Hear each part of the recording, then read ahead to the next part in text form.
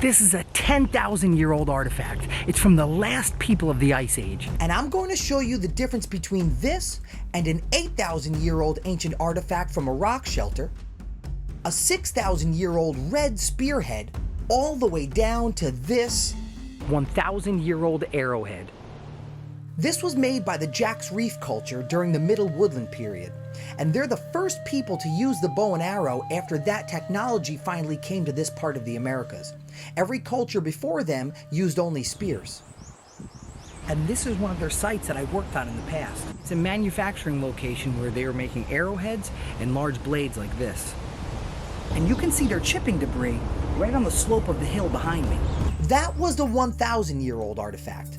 Later in this video, we have a 6,000-year-old artifact, an 8,000-year-old artifact, and an ancient 10,000-year-old Ice Age artifact.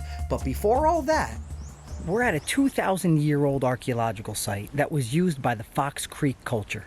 They're the last people in this part of the Americas to use the spear before the bow and arrow came into use. We're in the Shawangunk Mountains, and this site backs up against a cliff wall face. Even though this is an open-air site, there's rock shelters and caves behind this site that they likely used.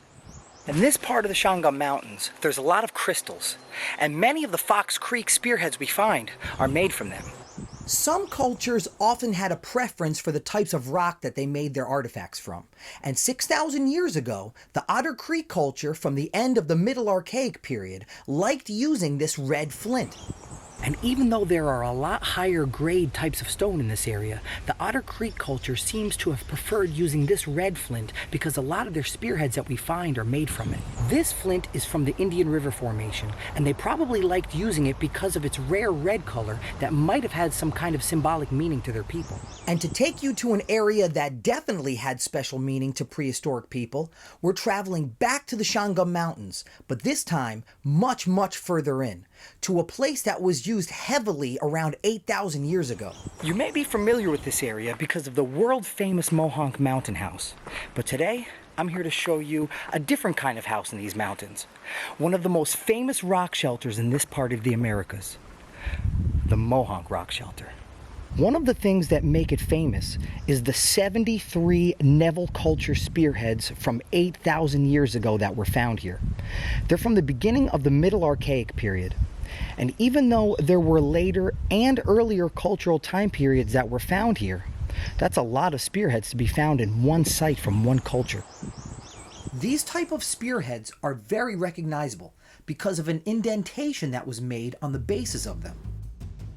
But keep in mind, there's still a 10,000-year-old artifact after this. That's 2,000 years older than these.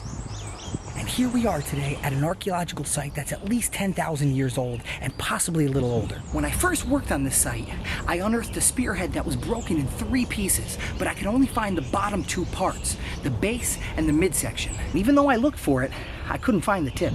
And this has always bothered me. I'm sure it's in here somewhere, but you could spend forever looking for it.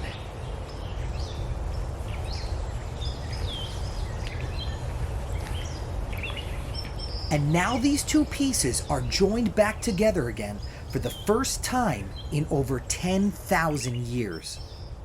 The culture who made these types of spearheads are known for making them very thin and delicate. That's why it's rare to find one that's completely whole and intact because of how fragile they are. When we find them, they're usually broken in many pieces. This artifact is from the Eden culture, from the late Paleocultural time period. They're the last Ice Age culture from this region, and this is one of the rarest Ice Age artifacts from this part of the Americas. Earlier in the video, I showed artifacts from some of the cultures who lived in this region. But YouTube isn't the only platform where I create archaeology content. So check out my Patreon in the description of this video, and be part of a community there where I create exclusive content.